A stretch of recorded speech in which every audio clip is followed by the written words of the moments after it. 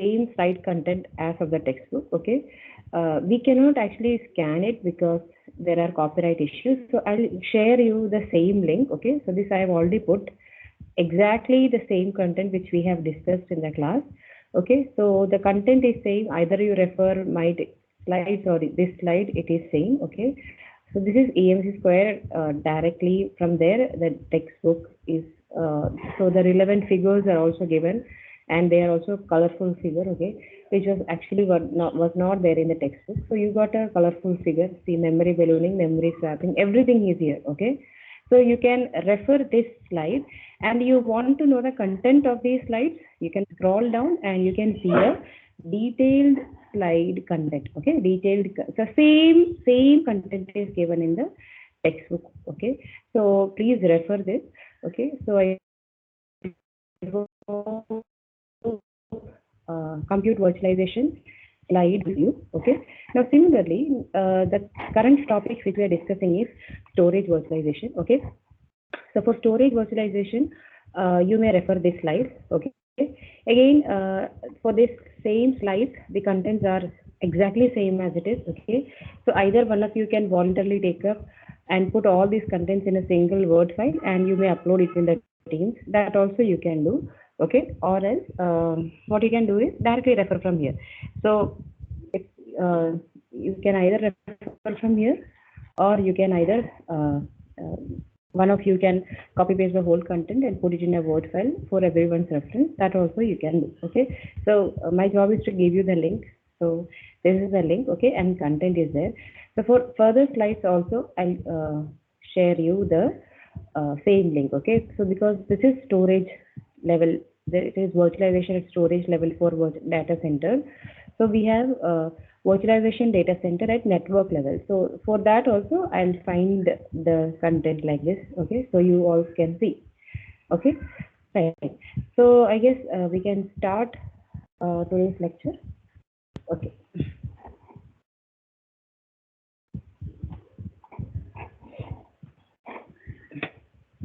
Okay, so we were discussing, okay, virtualization of data center. Okay, virtualization of data center at compute level, which we have already discussed. So we have to discuss now at storage level. Okay, so for storage level, what are the files, okay, required for providing that virtualization is what we are going to discuss. Okay, so a brief intro I have already given you in prior class. Okay, right. So in this, okay, so initially when we are talking about storage virtualization, so we'll be discussing about, okay, storage virtualization, its implementation,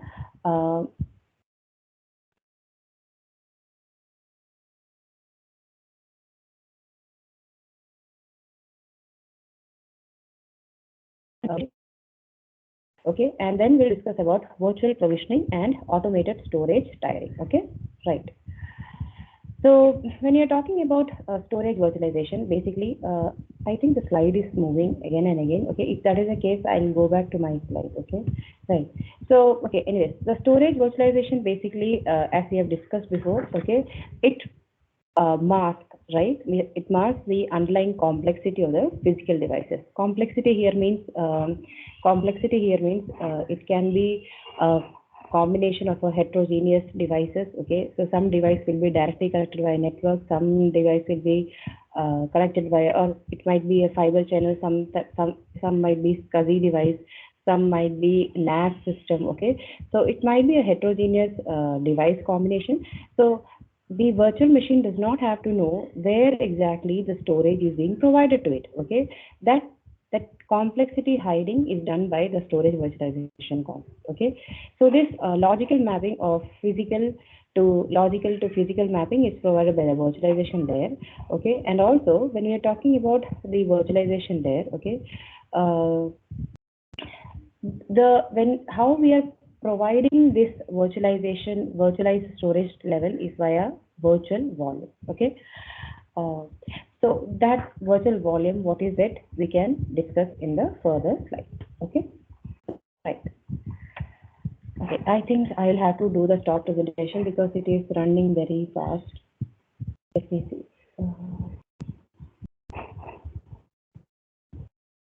Okay, so moving ahead, okay, what are the benefits of storage virtualization? As I told you before, we can actually, it supports heterogeneous and multi-vendor storage platform, okay, that is already said. Second thing it allows is, when we are migrating a VM file from one device to another, that downtime, it can be reduced. Downtime can be reduced means sometimes some system, if we are doing it manually, that system might have to be shut down and then migrate its file, okay? So that downtime is not, we cannot avoid, I cannot say that we will avoid it completely, but it can be reduced, okay? And since there is better storage utilization because multiple VMs are going to share the same storage devices, so this reduces the total cost of ownership, okay? And when you are talking about storage virtualization, its aim is to finally simplify the storage management, okay? So when you're talking about storage management means there will be features such as storage pools, storage tiering, okay, and virtual provisioning, okay? These are the few storage technologies related terminologies which we'll be discussing in the further slides, okay? Right. So moving ahead, right. So storage virtualization, okay, can also be implemented at different layers, okay? And what are those layers? Right. Storage virtualization can also be implemented at different layers, that is compute, network, and storage, okay? So when you're talking about compute, it's basically how VM, virtual machine file system is being stored, that we'll discuss.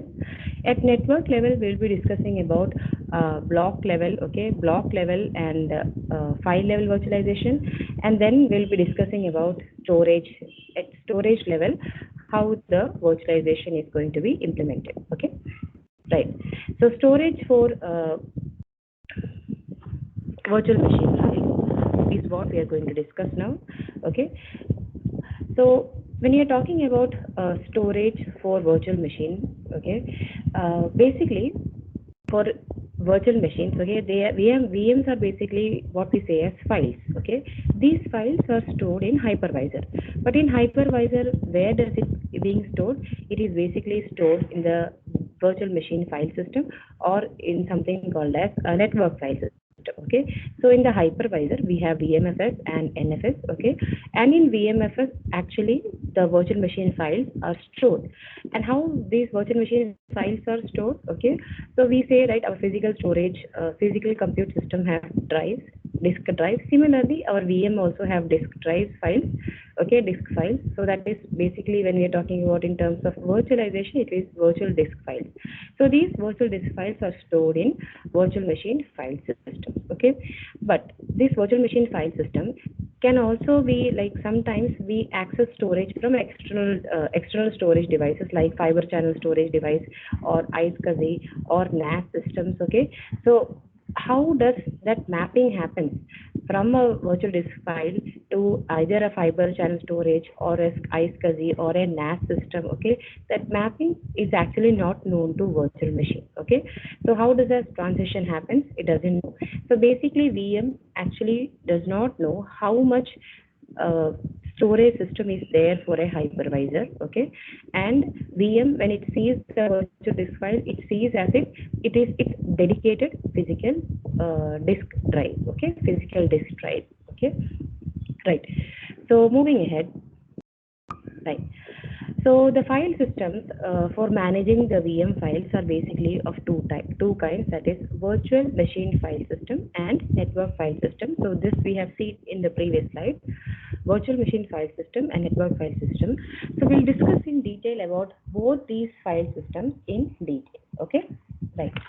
So when you're talking about virtual machine file system, so as I told you, in the hypervisor, the VM files are stored in virtual machine, stored as virtual machine file system, okay? And these further are stored in VMFS volumes, VMFS volume, okay? So in the hypervisor, we have the VMFS volume, and in that VMFS volume, we store these virtual machine files, and these virtual machine files are nothing but the virtual disk files, which is basically like a physical disk file to these virtual compute systems. Okay.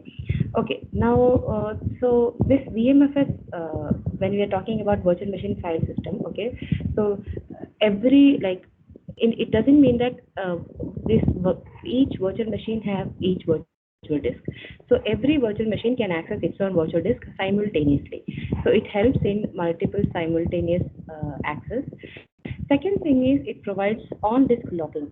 So this on-disk locking is basically, so we can say here is, if this virtual machine is started by the compute one system, okay, compute one system, we want to ensure that this VM is not again started by another system. Okay, that is what is on disk locking. So whenever a VM is initiated or started booted by compute one system, we'll put a on disk lock to it so that another compute system cannot simultaneously boot the same virtual machine. It should not be allowed. Okay, so now what happens?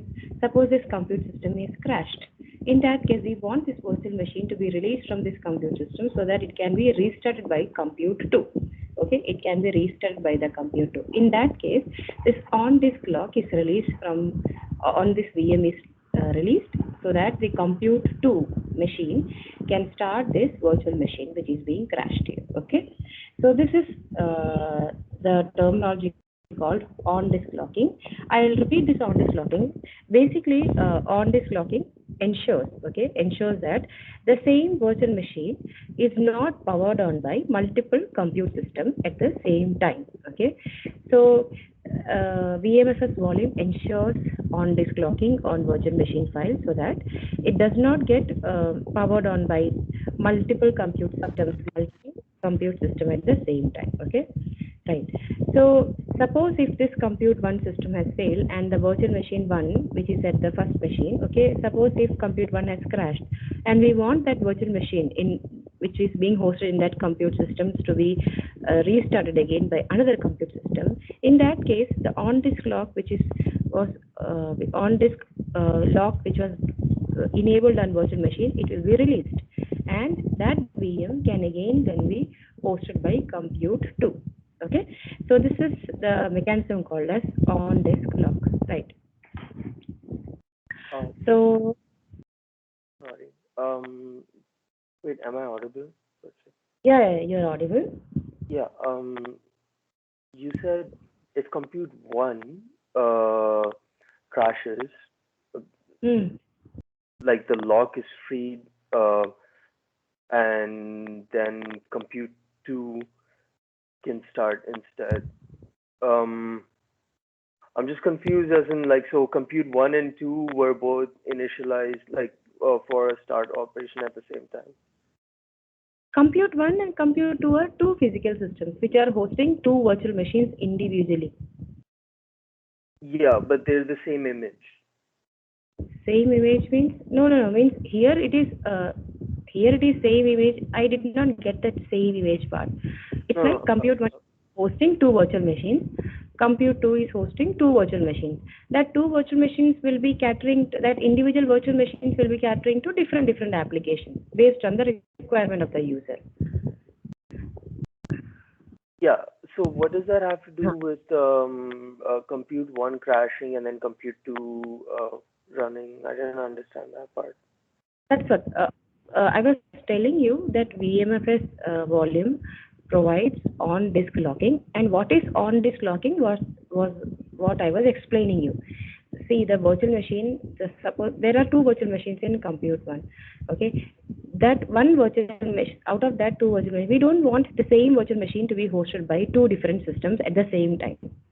Okay, because then if two different physical machines are hosting the same virtual machine, it will lead to inconsistency of that virtual disk file, right? Someone maybe want to write, so we don't want it.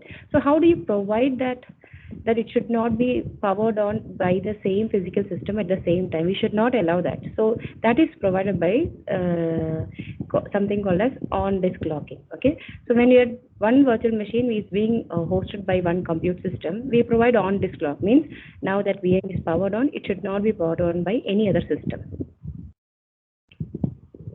Okay, then it's just like a flag and a dictionary of whatever. It is kind of a lock. Sure. where you're not allowing that VM to be hosted by any other system. That's just that. Okay. It should be forwarded only in one system. Yeah. Okay. Right. So that is the on disk log. Okay. So when you're talking about virtual machine file system, okay, so there will be definitely memory contention, memory starvation in the hypervisor because it is going to host multiple virtual machines. Okay. So when there is a memory contention or memory starvation, so how does it expand the memory? Okay, so how does the virtual machines, that is virtual machine files, which is stored in the VMFS, how does it expand its memory? There are basically two ways. Okay, so first one is both are dynamic expansion. Okay, the first one method is where VMFS is hosted in one volume. Okay, VMFS volume. In that same volume itself, it will, in that same partition. Okay, in that same volume partition I'm talking about, volume partition, it will dynamically expand. So initially it was given only half of that partition. Later, when as the requirement arises, okay, if the load is increasing on that virtual machine, it can expand its memory, okay, on the same partition. That is expansion on the same volume, same partition. Okay. The second thing is, suppose if that VMFS volume is full. So instead of expanding dynamically, which is not possible in that case, what we do is we will give an external storage device, that is one logical unit number, one or more. We can add one or more logical unit to the VMFS volume, and that will combine together to form a one single VMFS volume. Okay, so there are two ways to dynamically expand the virtual machine file system. How do we do it? First is, whatever the volume partition is there, initially it might be only half of it might be given to the virtual machine. You can dynamically expand on the same volume partition. The second method is, instead of expanding on the same volume partition, just give one more LUN. Okay, one more LUN to it, and that will form a new VMFS volume. Okay, so these are the two ways to dynamically expand the virtual machine file system. Okay, so how does this done? It is done by something called as logical volume manager. Okay, so logical volume manager undertakes the expansion of VMFS file system, either dynamically expanding on the same partition or by adding logical unit numbers, that is LUNs, to the existing VMFS volume and providing it as a single VMFS volume to the virtual machine. Okay, so this is basically managed by logical volume manager. Okay. The logical unit manager is not only doing dynamic allocation. It's doing it's deciding between which one to constantly just give it one more logical unit number, or I don't understand the difference between the dynamic one and logical unit number. See, the thing is, in when we are talking about virtual machines, okay, virtual machines will be given some, say suppose, out of whole of the storage, okay, out of whole of the hypervisor storage, one volume it will be given. Means we are going to partition each storage, okay, just like we have partition in disk drive, no, D drive, E drive, F drive. So such a kind of a partitioned volume will be given to a virtual machine. Okay, so there will be something called as reserved, limit, storage, share, which we have seen before, no. So initially it might need, suppose, 1 GB, okay, but actually the allocated drive is 2 GB. Okay, allocated partition total size is 2 GB. Okay, but initially it is occupying only 1 GB. So if it requires more, in that partition itself there is space, it can access that. That is dynamic partitioning. Means expanding it on the same volume, expanding it on the same partitioned volume. See, one partition is given. You can see the red line here, right? So this much is already given to the virtual machine to occupy the size. Okay. Now, suppose if it needs more memory, initially it just stated 1 GB, but only 2 GB was allocated to it, but initially it was using only half of it, so that is 1 GB it is using. But now it needs more memory, so what it will do? It will expand in that partition itself because there is still memory in that. Okay. Yeah. But So talking about logical unit number, it is like an external storage device. We are adding an external storage device kind of. So with that, in the case we are adding external storage device. The balloon. Yeah. Okay. Sorry. In the case, not the balloon. In the case where we exceed 2 GB, we can use that page sharing. Yes. See, expanding here, and there is one more thing. Expanding here is easy, but when you are accessing an external storage device, that is LUN, it has to go via some transition. So there will be latency here. So if you have performance in consideration, it is better that you ask for partition, like higher partitioned volume, so that it helps in supporting. But suppose if your application can waive off the performance, in that case you can make use of this method. So based on the application requirement, you can use either this or either this, but two methods are there to expand the VMFS system. Okay. Thank you. Okay, right. So when we discussed about adding an LUN to the VMFS volume, okay, so how do we do that?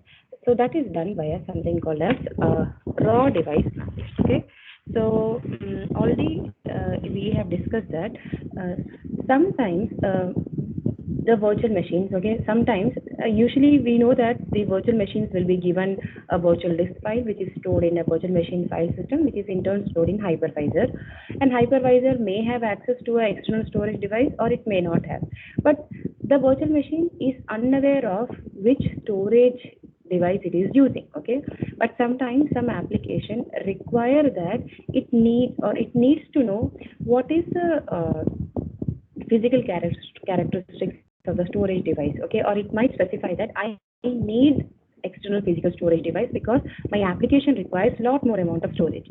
So in that cases also we provide the LUN, okay, LUN to the virtual machine. Okay, now when we are providing an LUN, so how does that mapping happen? Okay, so that is via something called as raw device mapping. So raw device mapping, it basically provides a mechanism. Okay, it basically provides a mechanism for the virtual machine to have the direct access on this LUN. Okay, LUN. So basically this LUN can be either a fiber channel storage, or it might be a iSCSI, or it might be a NAS system. Okay, so this usually happens when virtual machines have large storage, okay, and that virtual machine requires that I need a external storage because it cannot store everything on the virtual disk file in the VMFS volume. So it will be given an LUN. So raw device mapping actually does the transition from a VM to this VMFS volume to the corresponding physical storage system. Okay, so raw device mapping, we can say that it's like a proxy. Okay, it's like a proxy for the LUN in the storage system. This raw device mapping file, it's like a proxy because this does the transition from VM to the physical storage. So it's like a proxy for the LUN. Okay. So as told before, it is better when you are using this LUN. It is usually done when a large amount of data is required to be stored in the external storage system. Okay. Second thing is, suppose if you want this virtual machine to be mapped to a single physical machine, okay, in that case it might need a dedicated storage device. So that case also we make use of adding an LUN to a existing virtual machine file system. Okay, so this is the raw. So that's like those SSDs you commission, the hard disks. They're actually LUN, and we map them.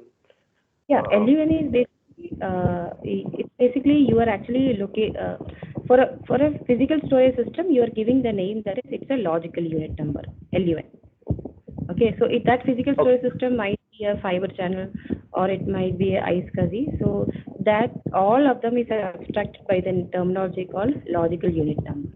Okay, so that is why it is not being provided which physical storage system it is accessing. It might be a fiber channel or iSCSI or even a NAS system. Okay. Ma'am, what's the last one you said? Sorry, I didn't NAS. get that.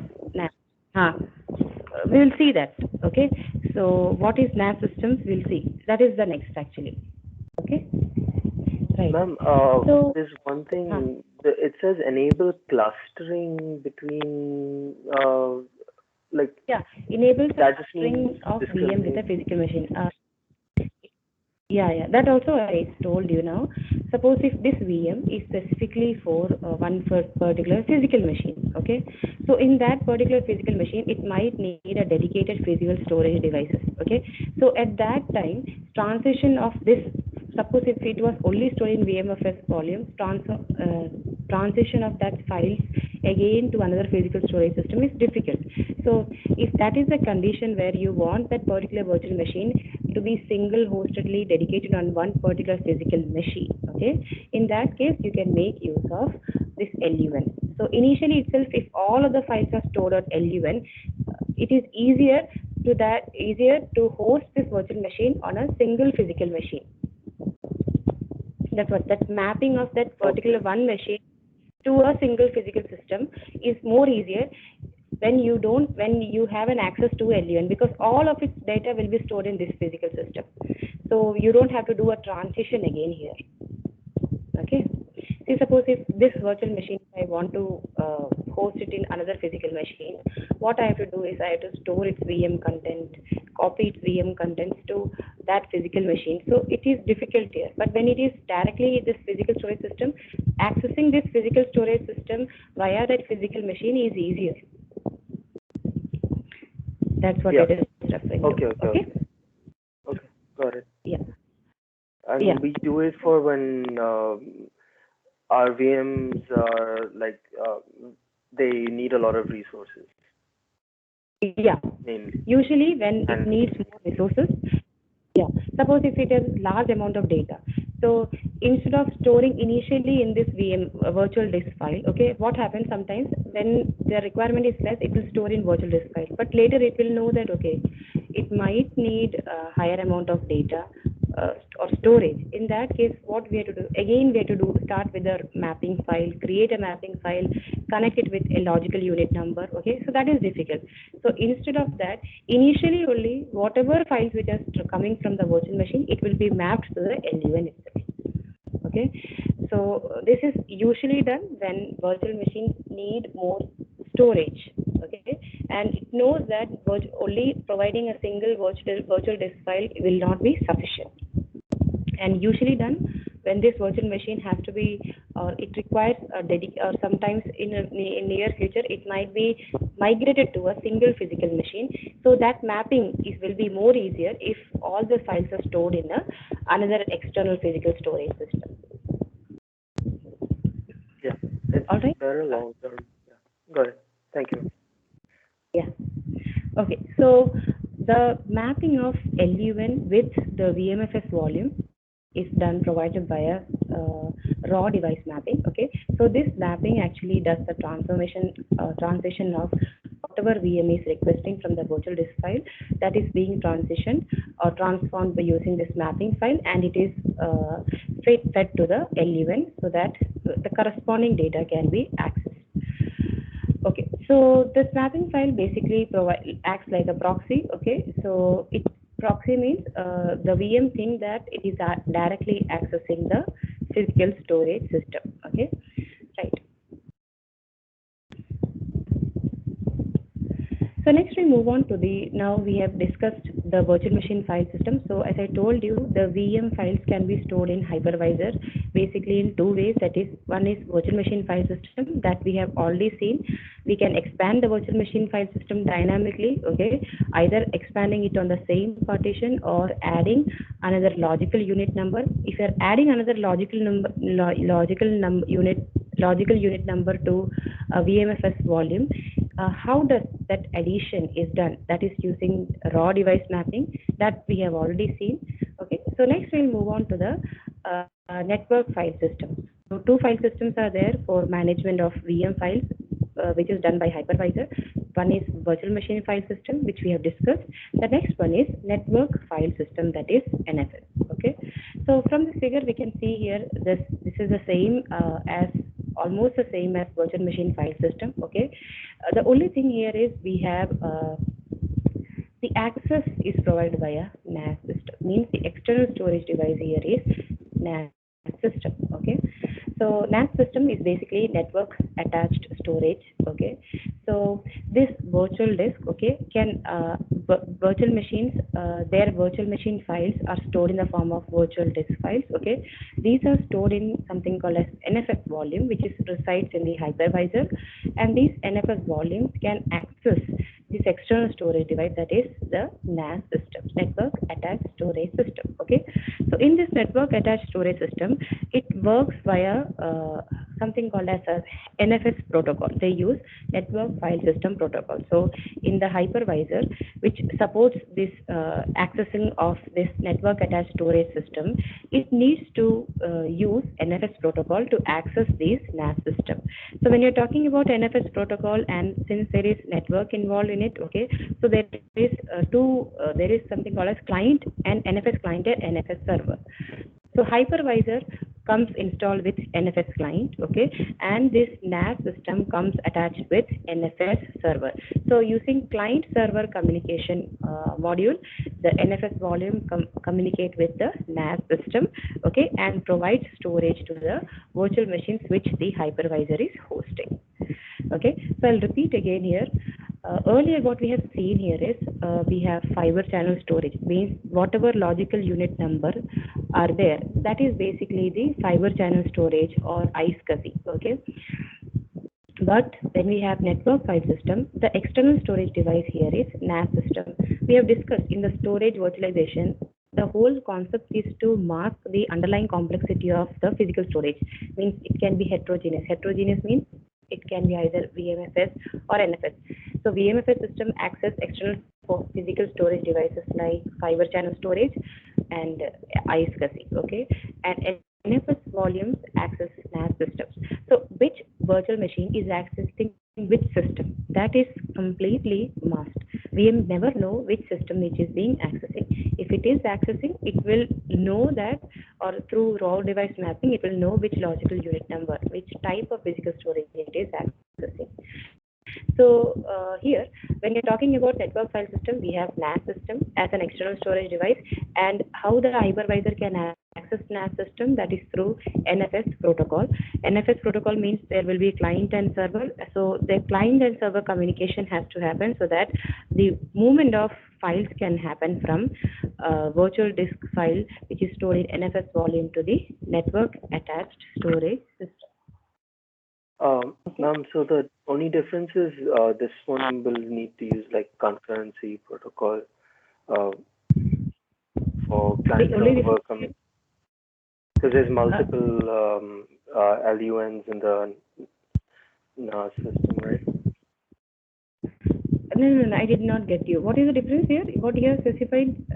See, mainly here is, tell me. I was saying like the difference in NFS and VMS and NAS and just a single LUN is like because we use raw device mapping function only, so we'd have to use like a concurrent method to access multiple LUNs in like through client server from NFS to the NAS system, right? Or am I like I could be completely wrong? Right? See, the only thing here is when you're talking about storage of virtual machine files, we told you, right? Storage virtualization happens at compute level, at network level, at storage level.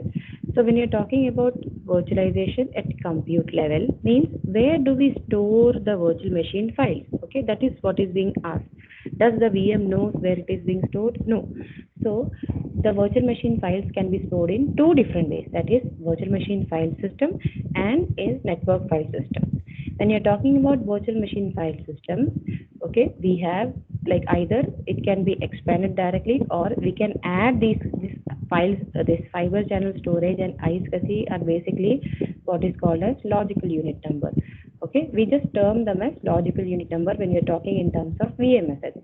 But when you're talking about network file system, that same external physical storage is nothing but here the NAS system. But in VMFS, that external storage device, that is fiber channel storage and iSCSI, were abstracted and combined and given one name called as logical unit number, that is LUN. Okay.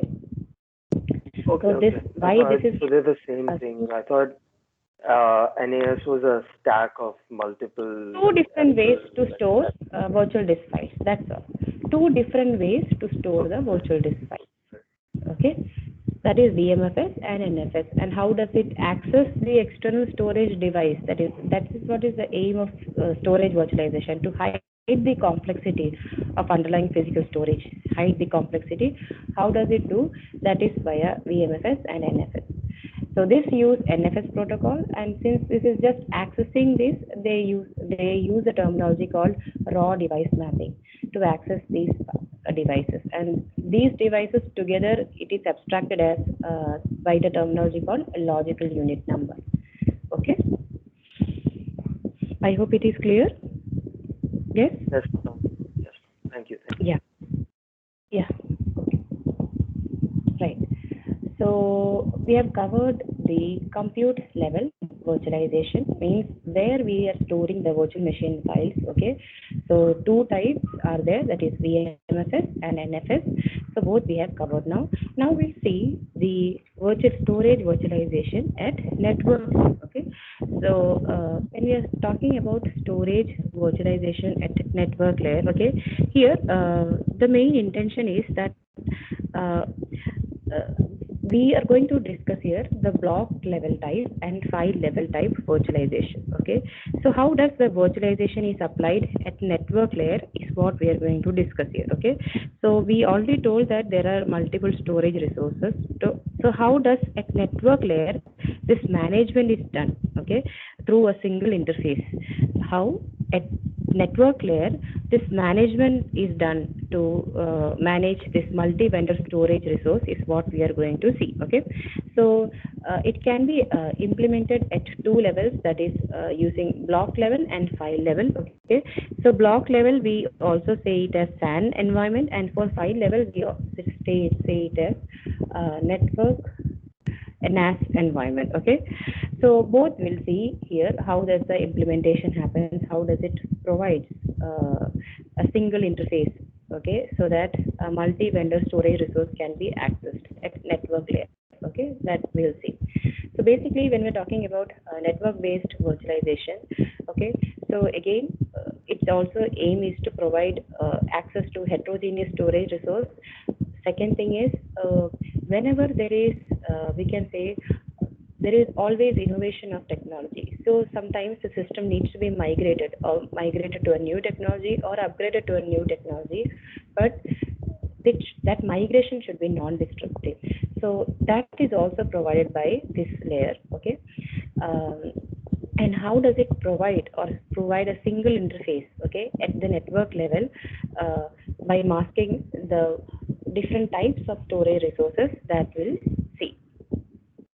Okay, so moving ahead, we have block level storage virtualization. Okay, right. So here, when you're talking about block level storage virtualization, so we have different compute systems, and each compute system is hosting different virtual machines, right?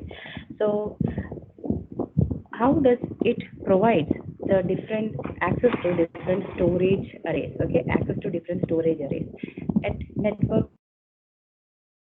level. It is via that common interface is called as virtualization appliance. Okay, virtualization appliance. So this virtualization appliance actually does the mapping operation here. So when we are talking about virtual machine file system, raw device mapping does the mapping of from the virtual machine to the virtual disk file to the logical unit number. So the raw device mapping did the proxy between virtual machine and the logical unit number. So similarly, between the virtual machine and the heterogeneous storage arrays, the mapping or the proxy is done by something called as virtualization, storage virtualization. So block level storage virtualization supports dynamic increase in the storage volume, okay, and it also consolidates heterogeneous storage arrays, and it also allows transparent volume access, okay. So we'll see the in-depth of virtualization appliance here. Yeah, this is the in-depth of the virtualization appliance here. So we have the heterogeneous storage arrays here. You can see the storage arrays here. Okay, so these are the compute systems. So this is our hypervisor. Okay, now hypervisor, we will have virtual volume. Virtual volume consists of virtual disk files. Okay, right. Now there is something called as extent. Okay, now what is this extent?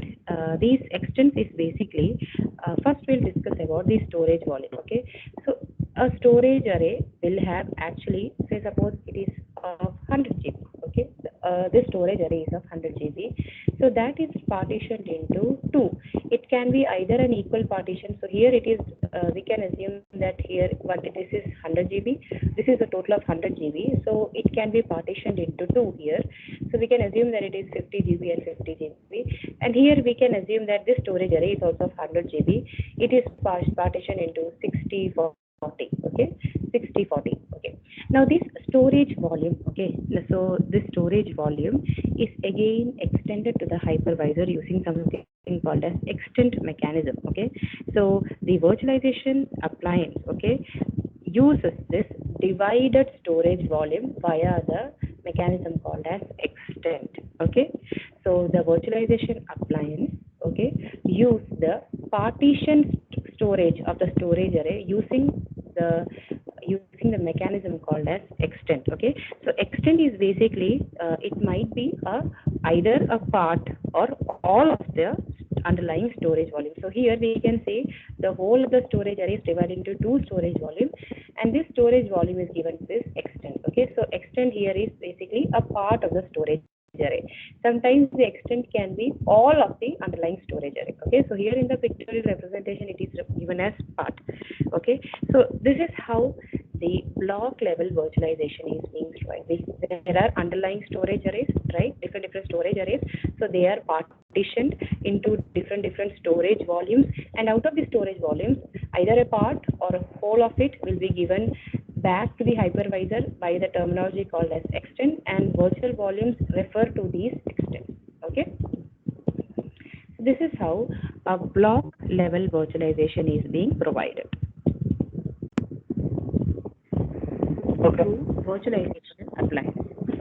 Okay, so the other first we'll discuss the file level also. So in this file level storage virtualization, okay, again the abstraction is provided here via the concept called as virtualization appliance. Okay, but in the previous we had the extent. Extent means it can be either a part or all of the underlying storage array. Okay, so but here in the file level storage, this virtualization appliance make use of something called as global namespace. Okay, global namespace. So that is how it does the virtualization. Okay, so I guess we have an explanation for the same. Yes, the global namespace is here. Okay, so how does it provide the abstraction or abstraction of the dependency of the file and its physical location? Okay, so here also, if the client wants to know the before the virtualization concept came into picture, if the client can know the exact location of its file resources. Okay, but with this file level storage virtualization, that abstraction is provided, and we can do the migration wherein we can copy the data from one vendor to another vendor or one system to another system, but the client will never know how it is being migrated or how it is being taken care. That migration is, or that mapping of that one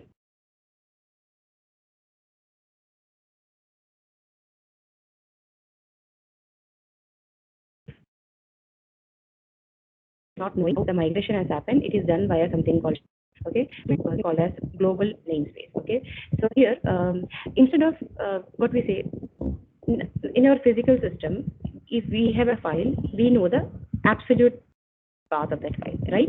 Absolute path means we know it is in D drive. In the D drive, what is the state? Is cloud computing. In cloud computing, it is today's state, which lecture. So that is an absolute path.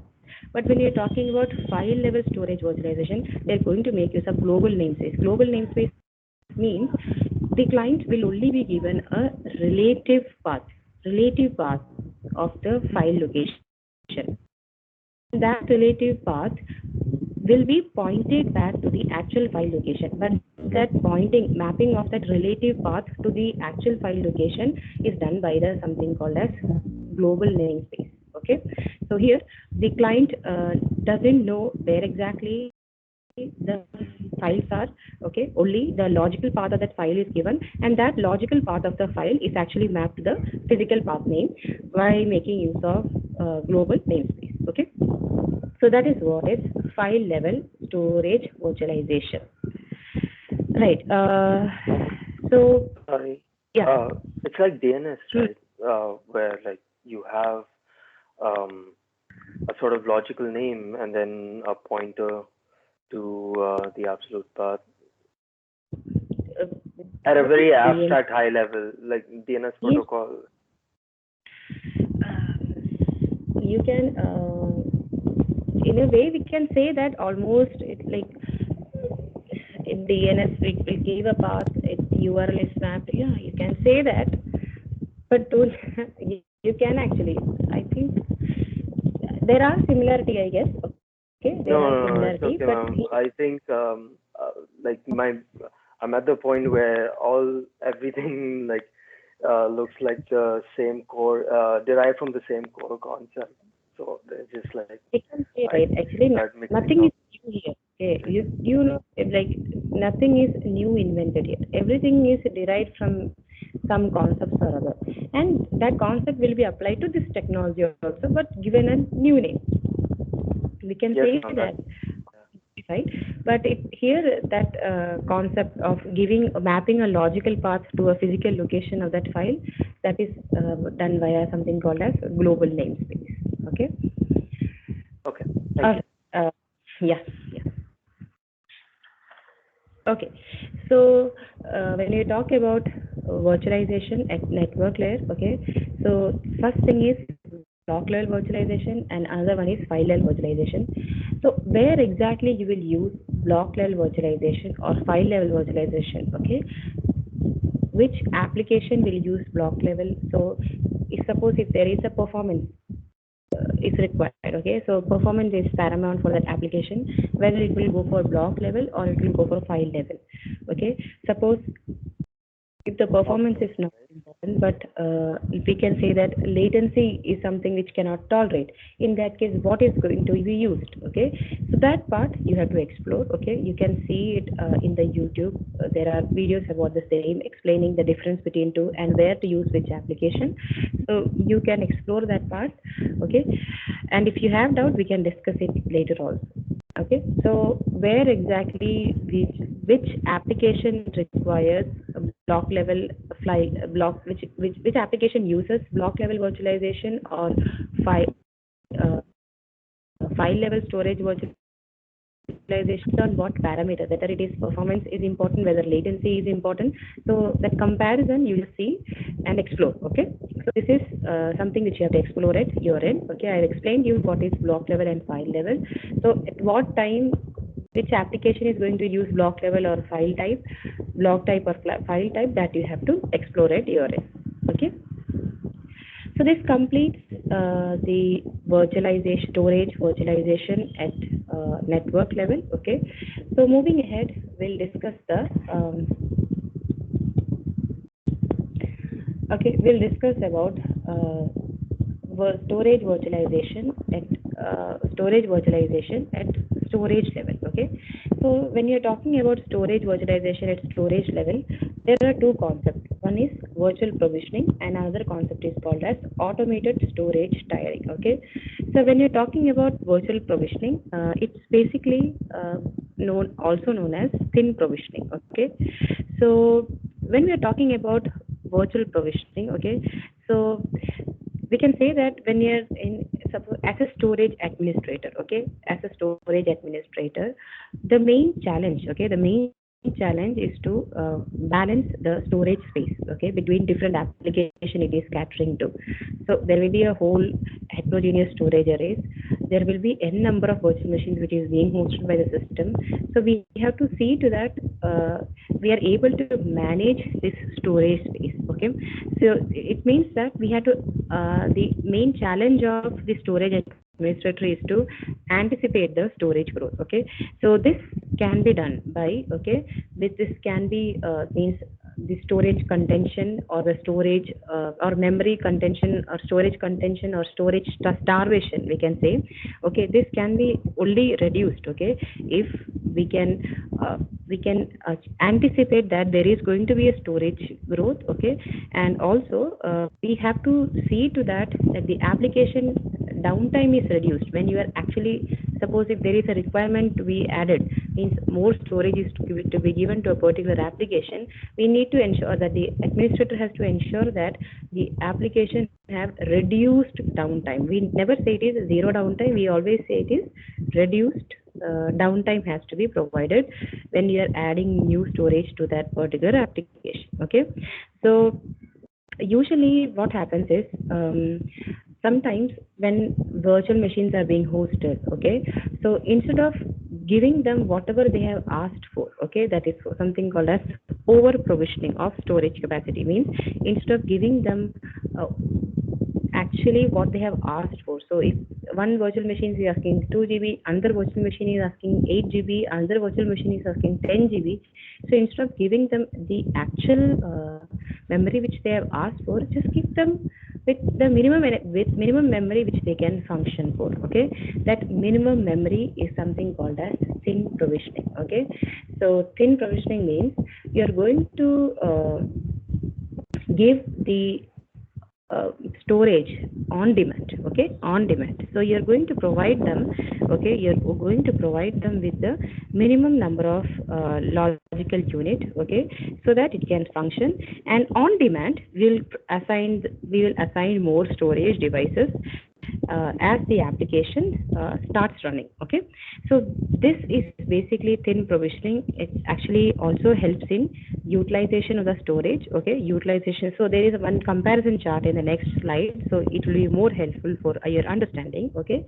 So this also helps in efficient utilization of storage. So here we can say that initially these compute system required 10 TB, this also required 10 TB, this also required 10 TB. So what we have done is, instead of dedicatedly giving them whole of the memory which they have asked for, whole of the storage, I should say storage here, because we are talking about storage virtualization here, okay. So instead of dedicatedly giving the whole of the storage device, what we'll give them is, we'll just give them the minimum number of storage which they require so that it can boot up, okay. So 3 TB, 4 TB, 3 TB, and rest of them we will assign them as and when the virtual machines request, okay. So that is what is called as thin LUN or virtual provision, means ability to present an LUN to a compute system with more capacity which is than what is physically allocated. So there is one more, this statement is giving one more thing, so I'll show you in the next one, okay. That one more thing I want to tell you here, okay. So after this comparison, I will go back to that same slide and again explain that. So here, when we are talking about traditional provisioning, okay. So earlier we had LUN1 with 500 GB, LUN2 with 550 GB. So these are three LUNs with different variation of GBs, and suppose they are allocated to some kind of application, okay. This is given to one application, this is given to another application, this is given to another application. When we are giving this 500 GB to one particular application, actually at that time it is only using 100 GB of data, but rest of the data they are allocated but are not utilized. Similarly for LUN2, we can see that 50 GB of data is allocated. Allocated is 550 GB, but only used is 50 GB. So the rest of the 500 GB is not used. And for LUN3, which is given to another application, 200 GB is only used, and the rest of the 600 GB is unused. But so all these combine the total storage system. Okay, all these LUNs basically combine the total storage system. So we can see here the total storage system, if you add all these, that is 2 TB, okay? But out of all these, 500 plus 550 and 800 GB is allocated, okay? 800 GB is allocated. So in that total GB, when which allocated, when you're adding 200 plus 50 plus 100, only 350 GB of actual data is actual storage is being used. Rest of them is simply allocated to that individual applications, but they are not being used. That is, they are underutilized. But suppose if another application comes, say application 4, it wants 400 GB, okay, 400 GB, so that it can be powered on, okay, or we can say it needs 500 GB of memory, so storage, so that it can power on. But according to traditional provisioning, the only left amount capacity, the capacity which it has not allocated to any of the LUNs is basically only 150 GB. Just a second.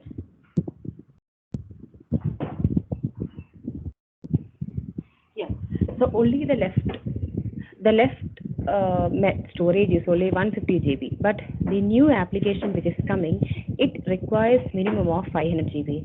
But when we see in practically, this much GB is allocated but not used, so it could have been assigned. But when you're talking about in traditional provisioning, you cannot assign, because actually we have to dedicatedly give that 500 GB in the initial time only.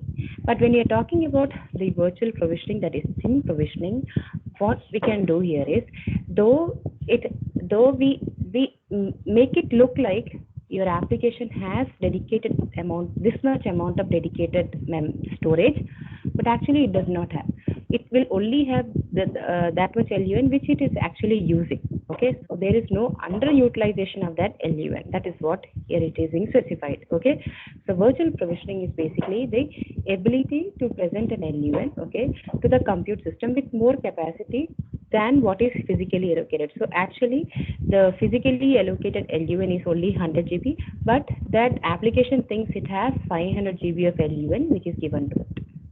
So that is what is virtual provisioning. So in that case, so suppose application 4 comes and it wants 500 GB, actually the storage system can provide, because it still has leftover 1650 GB which it can be given to application 4. There also, how much it needs, the basic amount it needs to get powered on, that only it will be allocated. Rest it will be like thin provisioning only, thin LUN only. So I hope the concept of virtual provisioning is okay. Yes, ma'am. Thank you. Yes. No, ma'am. It's just so you make you fool the application in a way, make them believe they have like 800, Not but fooling. then yeah, it's not fooling. It's like utilization of resources. What we want basically is capacity utilization, that is storage utilization. Okay, efficient utilization of storage. Okay, so to provide efficient utilization, our main aim is to cater to multiple vendors at a time. Multiple vendors is here is multiple virtual machines, right? So to both. So how do you efficiently provide it? You efficiently provide it via virtual provisioning, and this is done at storage level. That is why we say here that it is done to the at LUN level. LUN level, right? Logical unit number. We are providing it at the physical storage. That is why this is virtual storage virtualization at storage level. Okay. okay. Thank you. Yeah. Right.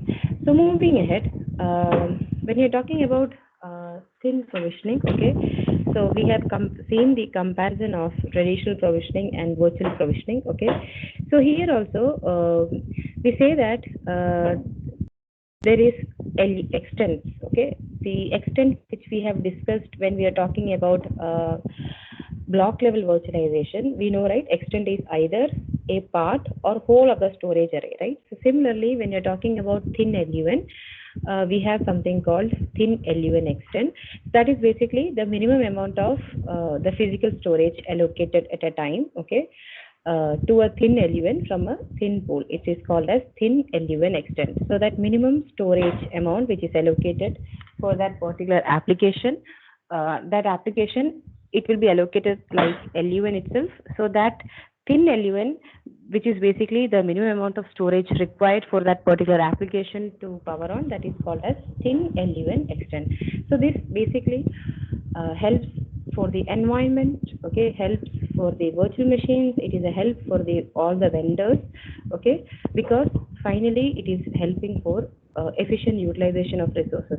So when you're talking about best suited for environment, how it is environment friendly, because sometimes your space efficiency is paramount. In that case, suppose if you want an application, okay, but you really need this much amount, but actually the minimum amount is what you require now. So they will allocate you that much physical storage. So that is also helpful in your space requirement also, okay. So that helps in space efficiency also, okay. So this is basically the virtual provisioning concept, okay, virtual provisioning concept. So in this, we will further discuss about this concept called as thin pool, okay, that is dynamic expansion of thin pool also, okay, and we'll also talk about rebalancing concept in thin pool, okay. So we'll see that.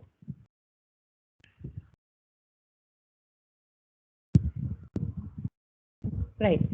So what is basically a thin pool, okay? So when you're talking about thin LUNs, okay, so thin LUNs is basically we can say it's a collection of physical drives, okay, which are actually providing the actual physical storage, okay, but only the limited amount of storage it is going to provide, okay. So there is basically multiple storage devices which can be used to create multiple storage arrays, right. So when we are talking about thin pool, initially we will have just the amount it is required, okay, but later we can add additional storage to it, okay, additional storage to it, okay. And also when you are adding this additional disk drive, they can also be reclaimed when that application is no longer existing, or that application doesn't need that much memory, so that allocated extra capacity can also be reclaimed, okay. So this is basically we are talking about extension of the thin pool, okay, extension of thin pool by adding additional disk drive, okay. So when you're talking about thin pool rebalancing, so we can see here in the picture, okay, so we have this thin LUN, okay. So these LUN are loaded with data, and what we can see that almost more than half of the LUNs which are there in this thin pool are filled, okay. So in order to balance the capacity or do the load balancing, what happens is we can add the additional disk drive, okay, and that way whatever data is there, say suppose here 1 TB data is there in total, which is a total size of 3 GB LUN, and once the additional LUNs are added to it, that 1 GB data can be rebalanced and it can be allocated to a new LUN, so that the balancing of capacity, means capacity utilization happens across all of the LUNs in uniform way, okay, across all of the LUNs in the uniform way. So you add disk and then rebalance the data, that is called as thin pool rebalancing, okay, thin pool rebalancing. So I hope these concepts, that is thin pool, from thin pool we are going to use thin LUNs, and how you use thin LUNs via using thin extends, okay. So thin pool, you can add additional disk drive when there is a requirement, and you can also do the rebalancing of the load, that is balancing of the load from this thin pool also, okay. So moving ahead, so now we have seen how the LUN is projected. A single LUN is projected as a thin LUN from a thin pool using the concept called thin extend, okay. So when you're talking about this virtual provisioning, okay, so how does it happen when the hypervisor here is coming into picture, okay. So there is virtual machines and there are hypervisors, okay. So when the hypervisor is there, okay, so suppose some virtual machine requires that they actually need the stated amount of storage when they are powered on. You just cannot give me the limited minimum amount of storage, okay. That time, that provisioning is called as thick provisioning. You can see here thick provisioning, okay. Thick and thin provisioning. Thin provisioning means we project that total of 20 GB of LUN is allocated to that virtual machine, though only 10 GB is actually given. But when you're talking about thick provisioning, the stated number of storage which that virtual machine requires is actually given to that particular virtual machine. So that is called as thick provisioning. Okay. So this is again another example of thin provisioning, which we have seen before. Okay. So when talking about thick provisioning, okay, whatever the amount of storage the virtual machine requires, that is committed initially only, okay, that is committed initially, okay. So this thick provisioning, as we have said, it will have a problem of underutilization of the virtual disk, okay, and obviously when there is underutilization of virtual disk and whatever it has asked for, it is being provisioned and it is committed to that virtual disk. So the hypervisor also has to take care of the storage space also, okay. And since it is only allocated to an individual virtual machine, definitely that storage space is underutilized, okay. So this is all about virtual provisioning. That is two different types you can see, that is thin provisioning and thick provisioning. So how does the thin provisioning happens? That is through thin pool and using thin extend, okay, thin extend. Okay, so we'll discuss the basic benefits of virtual provisioning, okay. So we can see here from this terminology itself, storage, when you're talking about virtual provisioning, it helps capacity utilization. That is what we have seen, right? Storage, maximum utilization of storage, okay. So this dynamic extension of thin LUN rebalancing, okay, so that allows a lot of administrative overhead because everything is done dynamically, okay, everything is done dynamically. So when you are having this reduces cost also, because as I told you, if you are doing thin provisioning, the hypervisor has to manage that much amount of storage space, it has to allocate. So when you are using thin provisioning, that is also an advantage because only that much for storage space it has to allocate, so that much only mapping it has to look into, so it reduces cost and it also reduces downtime. So these are the certain benefits virtual of providing virtual provisioning, okay, virtual provisioning. So some of the best practices of virtual provisioning we can see here, that is when you are allocating that is LUNs, okay. So you should ensure that whatever the LUNs are there in that thin pool, okay, should have the same RPM, okay, same RPM, because if there is a different RPM, so there will be a mismatch in the performance, which we do not want, okay. So it is ensured that it is always better that whatever LUNs you have in the thin pool, it should all have the same RPM, okay. The second thing is whatever drives in the thin pool it should be of same size, okay. Why? Because if it is in different sizes, there again it might be lead to underutilization, which is not the aim of virtual provisioning, okay.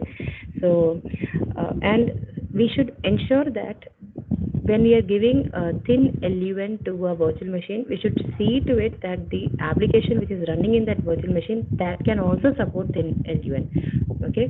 So that application mapping of with respect to thin LUN, that also should be considered, okay. So when you are using thin LUN, the applications which can tolerate some variation in performance, because thin LUN means at that time they don't have that much memory, but if they want, it will be added dynamically, but there might be some latency. So some applications which can tolerate some variation in the performance, they only should be considered for the thin LUN, okay. So some applications, if it requires higher service levels, okay, higher service level or higher performance, it cannot tolerate, means it can tolerate only it cannot tolerate zero latency. In that case, such applications should not be allocated thin LUN, but it should go with thick provisioning itself. So the mapping also we should see whether the application is suitable for thin LUN or not. Okay, so these are the things which was required in the virtual provisioning, that is the concept of thin LUN, thin pool, thin extent, and which applications are better for thin LUN, okay. So the storage virtualization, that is when you're talking about storage virtualization at storage level, I told you we have two concepts, that is virtual provisioning. The second concept is storage tiering, and that is what we're going to see next. Okay, so in the storage tiering, basically the main idea here is to use appropriate storage type, okay? Whenever they have a service level agreement. So the service level requirements are written in usually SLAs, okay? So SLAs will be covered later in your future syllabus in the sessions, okay? So based on the data growth, okay, based on the data growth, okay, if we should ensure that the organization may state that it needs increase in the storage requirement, okay. So when you are meeting the storage requirements, those storage requirements should also support, okay, some regulatory requirements. Regulatory requirements here means, suppose which exactly is the storage device you are going to use, okay, and for how long the instances which are stored in the storage device, how long it will persist. So these are the regulatory requirements, okay. So we have to ensure that those storage types in which the data is being stored, it is meeting the regulatory requirement of norm, okay. And also the cost of storing data, okay, all these should be considered before, okay, before deciding what is the storage type you're going to use, okay. So the storage tiering, okay, storage tiering is used to address these challenges, okay. So I'll tell you the challenges again. The challenges are like, suppose if an organization is going for this storage virtualization, so it needs to know which storage device it might be storing. Sometimes some application requires which is a storage type it is going to use, the location of it, and what is the lifetime of the persistence of the instances, means data instance it's going to store, okay. And so if whether the storage requirement will dynamically increase, whether it will be able to support, what is the latency, what is the bandwidth, okay. So all these things, okay, all these things will be addressed by storage tiering, okay. So it is basically like to provide, okay, to provide how to address these challenges by providing a hierarchy of storage types, okay. How to address these challenges by providing a hierarchy of storage types. That is, the idea of storage tiering is basically, first is to identify active data and inactive data, okay. And if it is an active data, we have to place them in faster, or like in caches or faster retrievable storage types, okay, like fiber channel storage, okay. The second thing is, if there is inactive data, it also has to identify that inactive data, and it has to move to some what we can say lower performing storage types, where that inactive data will be accessed maybe in once in 10 years or so, okay. So such kind of storage devices that will be it might be providing lower cost also, and when it is required rarely, okay. So that kind of devices are usually called as SATA drives, okay, SATA drives, okay. So basically the storage tiering aim is to manage or identify active and inactive data and relocate them to different tiers of storage types, okay. Different tiers of storage types is, we'll see what are the different types of storage types, okay. So first one will be like faster access, second will be little slower, third one will be dead slower, like that means so that it helps in reducing cost.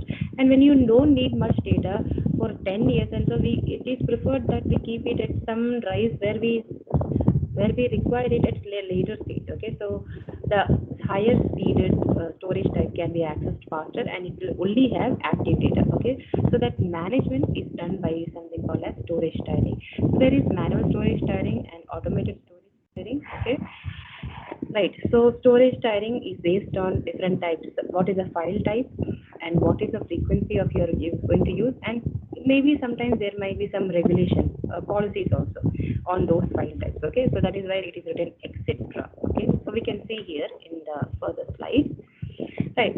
So we are talking about automated storage tiering here, okay.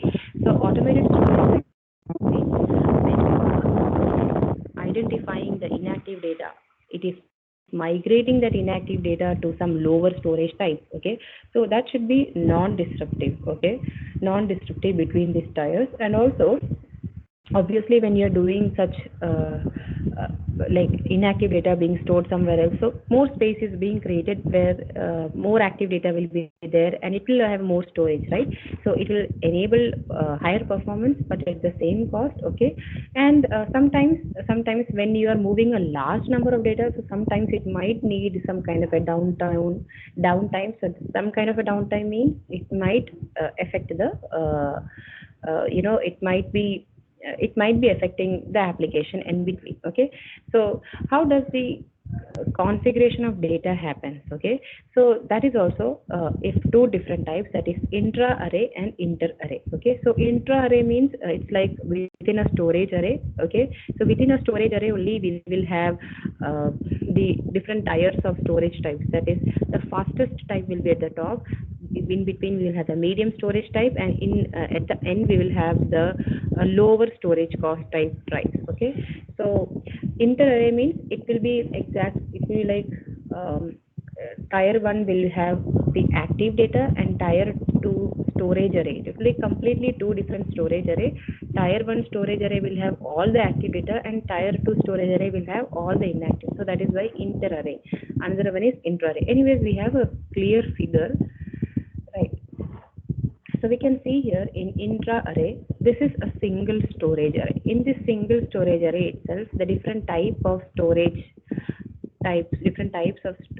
storage are available here.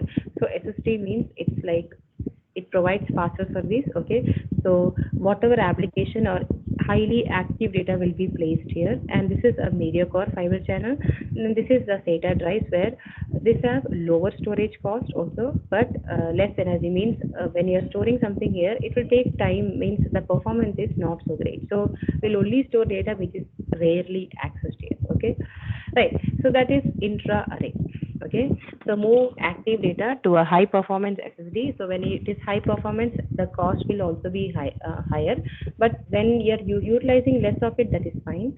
Okay, so basically what we have to see, that when the data movement is happening between these tiers, okay, between these tiers at sub LUN level. What is sub LUN level? We'll see in the further slide. Okay, so how do we perform that data movement is what we are going to see. Now, to enable application to have improved performance, okay, so we make use of concept called as cache tiering. Okay, so first we will see what is the concept called as sub LUN tiering. Okay, right.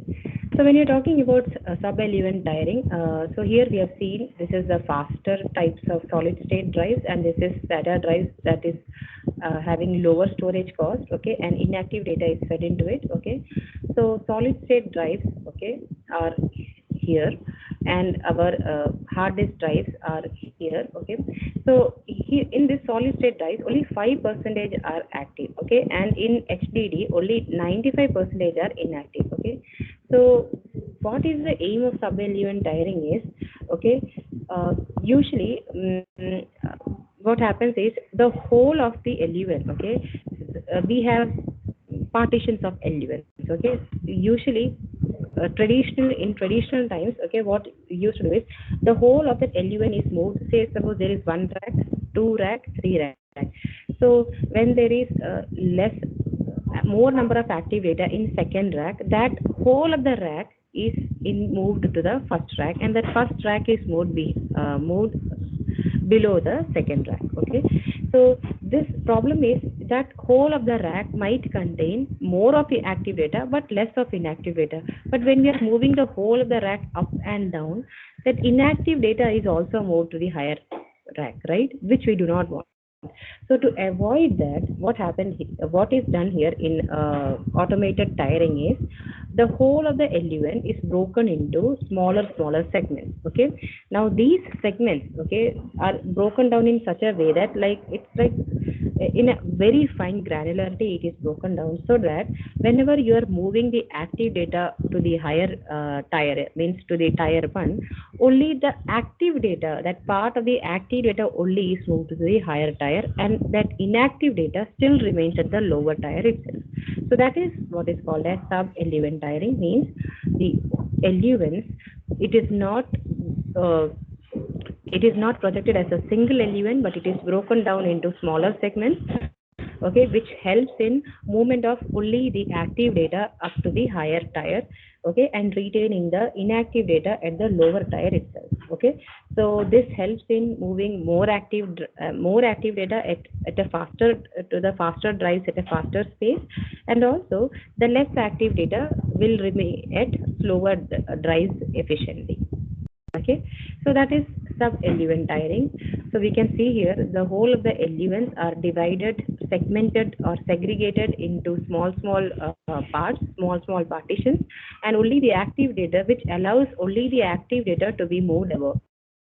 So I'll just tell you here, sometimes the partition size is even 8 MB. So in such small granularity, that LUN is partition.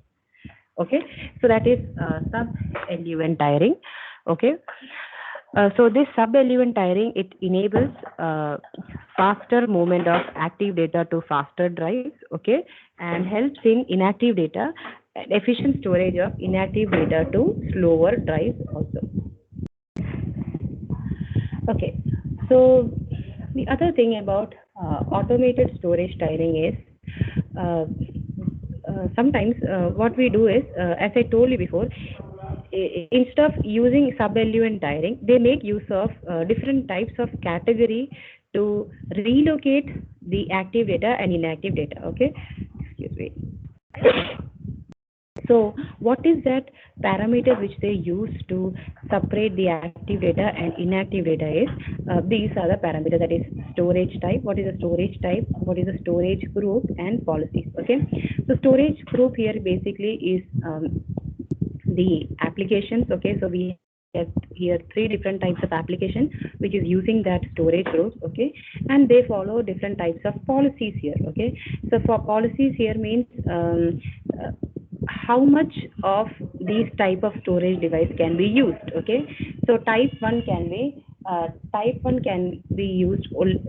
So suppose here one storage group, that is exchange_sg, can use 25% of type 1 storage, that is the faster drives, 50% of type 2, and 25% of type 3. Second group, it is also following the platinum policy. Third group, so policies basically means how much percentage of the storage type that particular application is going to use. Okay, the storage types is basically the different types of storage, that is faster drives, mediocre drives, and the slower drives. Okay, right. So all based on all these application requirements, based on policies, based on storage types, the movement of data is done here. Okay, based on all of this, the movement of data is managed here in this storage type. Okay, so the storage type, it can be combination of many different types of drive technologies. Okay, here it is given as SSD, there is fiber channel and SATA drives, and all of these drive technologies are given RAID protection type also. Okay, one more thing here is the policies. Okay, here it is defined only just for as a use case. It is given platinum and silver. It can be anything based on your application requirement. And storage groups, basically, it's kind of like, we can say it's like individual application which is stating based on what policies, how many proportion or what proportion of storage type it is going to use. Okay, so that is storage groups. Okay, so how does all this mapping, where does it come into picture? It comes in something called as service level agreements. In service level agreements, basically the application states what is the storage type it is going to need, how much of the storage type it is going to need. Okay, so this how much it needs, that will be formed as a policy, and it is given a name here, platinum and silver, and it is catering to which application, that is given by something called as storage group. Okay, so when you talk about Yeah. Right. Sorry. Type 3, does that correspond to tier 3? And that's the best one, right? The most widely used one. Which one? Which one?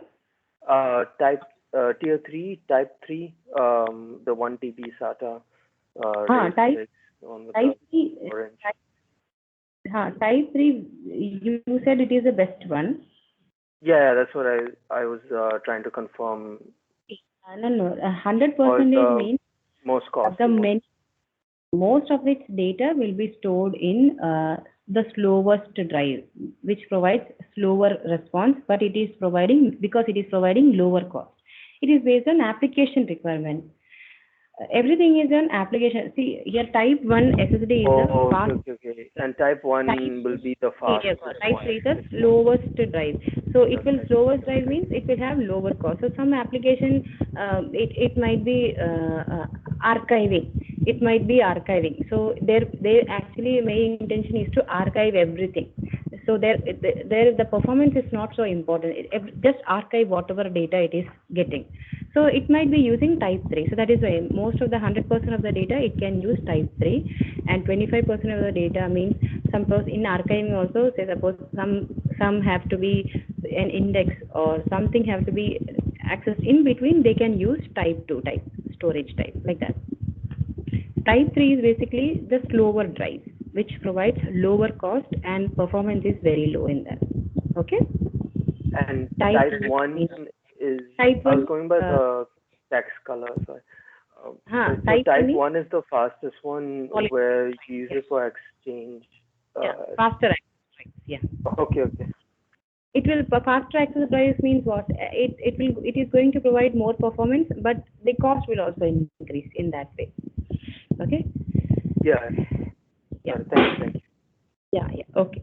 So this is the automated storage tiering, and it depends upon these three building blocks. Okay, that is policies and what is the application intention and what is the different types of storage available for storing the application related data in these types. Okay, so the last one which will cover, I'll just cover this also because there's a last two topics, I guess. Yeah, the cache tiering, basically cache tiering is when we have the tier 1 and tier 2 solid state drives, already it is faster access, but sometimes we really need data at much faster rate. So in that case we provide one more tiering, that is the dynamic RAM cache, okay, DRAM cache. So this is basically like what do we say here is, so it's like a cache, okay. So that is also divided into further two types, that is DRAM cache and SSD drives, okay. So this also enables higher performance, okay. So this whenever some data is always needed, okay, and its performance and that retrieval of that data will increase the performance of that application, such kind of data will be put it in DRAM cache, okay. So that is the thing called as cache tiering, okay. So here in DRAM cache actually, okay, it basically store large volume of data. It can also store large volume of data, and suppose this cache is sometimes, if it is it has less memory, it can actually extend its memory from the SSD drive, okay, and it can enact, and can both of them can enact as DRAM cache also, okay. Both of them can enact as dynamic RAM cache, okay. Okay, but we store DRAM in tier 1 and the SSD in tier 2. Oh, SSD, above SSD, that's it. Above it. SSD was tier 1, but now we have the caching layer also, so that is given as tier 1, and SSD is shifted down, so that is tier 2. But sometimes when DRAM cache is requires memory, it will extend this SSD also. That is why it has been shown as one single rectangle here. It might extend sometimes if it requires more faster accessible storage types. So it will combine this SSD, and the whole of it will act as tier 1 also. Okay, so that is the tiring, cache tiring. Okay, similarly, we have the other concept called as inter-array. Earlier, whatever we have discussed about was in one single storage array. We have tier 1, tier 2, tier 3 storage types, and we discussed about cache tiring also. So in inter-array storage type, basically, we will have two different type of storage. That is tier 1, where all the primary storage data will be stored, that is active data will be stored, and tier 2 where secondary storage. So secondary storage sometimes might act as a replication of it, or sometimes the inactive data will also be stored in the secondary storage. So how exactly, which type of data, okay, what type of data is being stored in primary storage, what type of data is stored in tier 2 secondary storage, okay, so that is all decided by the policy engineer. Just like we have policies in the automated storage tiering, we have policy engineer which decides what kind of data will move from tier 1, will move to tier 2, and sometimes it might move from tier 1 to tier 2. So that is decided by the policy engine. Okay, so this facilitates the policy which helps in the data movement between the tiers. So this completes our storage virtualization, means virtualization data center, virtualization of the data center at storage level, which we have completed. So at storage level means it is at compute level also it has virtualization, at file level also it has virtualization, and at storage level also it has virtualization. So we have covered all these three aspects. Okay, so in the next class we'll be covering about virtualization of data center at the last layer, that is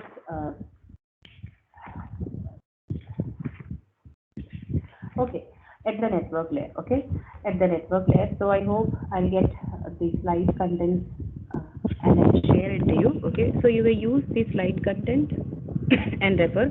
You can see here, see in this after slide 31, this is VMware products which they have explained. Okay, so you may look into it at your own convenient time. Okay, how the VMware's product, that is VMAX and all is working. So this you can see at your own level and just see. Okay, they have explained. I think the slide contents are also there. So explanation is also there. So you may explore it at your end. Okay. Thank you everyone. Okay. So if you have doubt, please get back to me. Please mail it to me or message me. Okay, I'll get back to you at the earliest. Thank you. Thank you, ma'am.